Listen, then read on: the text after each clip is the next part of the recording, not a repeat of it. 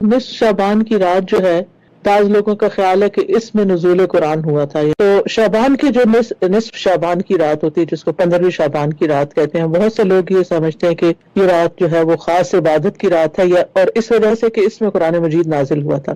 لیکن حقیقت یہ ہے کہ وہ رمضان میں ہوا ہے، کیونکہ قرآن مجید میں آتا ہے شہر رمضان الذی انزل فیہ القرآن. تو وہ 15 شعبان کو نہیں شروع ہوا بلکہ رمضان میں شروع ہوا ہے. پھر اسی طرح عام طور پر لوگ 15ویں شعبان کی رات کو شب برات کہتے ہیں کہ اس رات میں برات ہو جاتی ہے، یعنی انسان کے گناہ جو ہیں وہ سارے معاف ہو جاتے ہیں.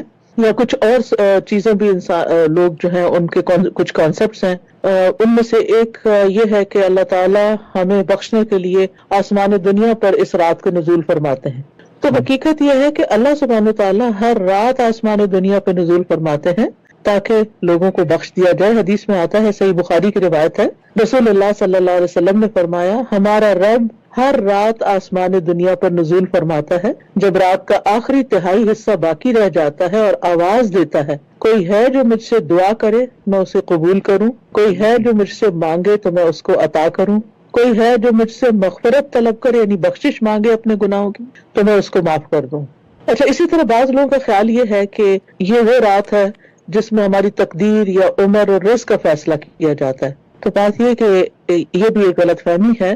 تقدیر جو ہے نا ہماری، وہ ماں کے پیٹ میں ہی لکھ دی جاتی ہے، اور اس کے لیے حدیث میں واضح طور پر آتا ہے کہ رسول اللہ صلی اللہ علیہ وسلم نے فرمایا تمہاری پیدائش کی تیاری تمہاری ماں کے پیٹ میں 40 دنوں تک نطفے کی صورت میں کی جاتی ہے. اتنے ہی دنوں میں پھر خون کی پھٹکی کی صورت اختیار کیا جاتا ہے، یعنی علقہ بن جاتا ہے. پھر اتنے ہی دنوں میں گوشت کے چبائے ہوئے ٹکڑے کی طرح بچہ رہتا ہے. اس کے بعد یعنی 120 ڈیز جب گزرتے ہیں تو اللہ تعالیٰ ایک فرشتہ بھیجتا ہے اور اسے 4 باتوں کے لکھنے کا حکم دیتا ہے. اس سے کہا جاتا ہے اس کا عمل، اس کا رزق اور اس کی مدت زندگی، اور یہ کہ یہ بد ہوگا یا نیک یہ لکھ دو. تو یہ تو اس رات نہیں لکھا جاتا، یہ ماں کے پیٹ میں ہی لکھ دیا جاتا ہے. تیسری بات یہ ہے کہ بعض لوگوں کا خیال ہے کہ 15 شعبان کو اللہ تعالیٰ ہمارا نامہ اعمال دیکھتا ہے. تو اس کے بارے میں بھی واضح حدیث سے پتہ چلتا ہے کہ ہر پیر اور جمعرات کو نامہ اعمال پیش کیا جاتا ہے، اور شعبان کے پورے مہینے میں کسی وقت بھی یہ ہو سکتا ہے، یعنی اس کے لیے 15 تاریخ خاص نہیں ہے. رسول اللہ صلی اللہ علیہ وسلم نے فرمایا سوموار اور جمعرات کو اعمال اللہ کے حضور پیش کیے جاتے ہیں، اور میری خواہش ہے کہ میرا عمل اس حال میں پیش کیا جائے کہ میں روزے سے ہوں. اسی طرح بعض لوگ یہ سمجھتے ہیں کہ 15 شعبان کی رات کو خاص قسم کی عبادتوں یا خاص قسم کی نمازوں کے لیے مخصوص کرنا چاہیے کہ ان کا اجر زیادہ ہے. اس کی بھی کوئی ہمیں دلیل نہیں ملتی کہ اس میں کوئی خاص قسم کے نفل پڑھنے کا حکم ہے کہ اتنی دفعہ اس میں قل هو اللہ پڑھو یا کوئی اور چیزیں پڑھو. روٹین میں جو بھی آپ اپنے تہجد میں پڑھتے ہیں اس سے تھوڑا اور بڑھا لیجئے، لیکن یہ ہے کہ مخصوص طریقہ کوئی نہیں بتایا گیا عبادت کا. پھر اسی طرح لوگ سمجھتے ہیں کہ شاید 15ویں کا روزہ جو ہے وہ خاص اجر کا باعث ہے.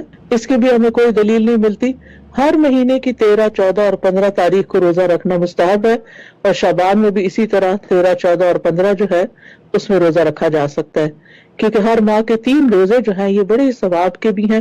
اور اس کا فائدہ یہ بتایا گیا ایک اور جگہ پر کہ جو شخص مہینے میں 3 روزے رکھتا ہے اللہ تعالیٰ اس کے دل کے وحر کو دور کر دیتا ہے. وحر کا مطلب ہے دل کی گھٹن اور تنگی. تو یہ روزہ جو ہے یہ ایک علاج ہے دل کی بے چینی اور یعنی دل کے اندر جو پریشانی رہتی ہے اس کا. اللہ تعالیٰ ہمیں توفیق عطا فرمائے.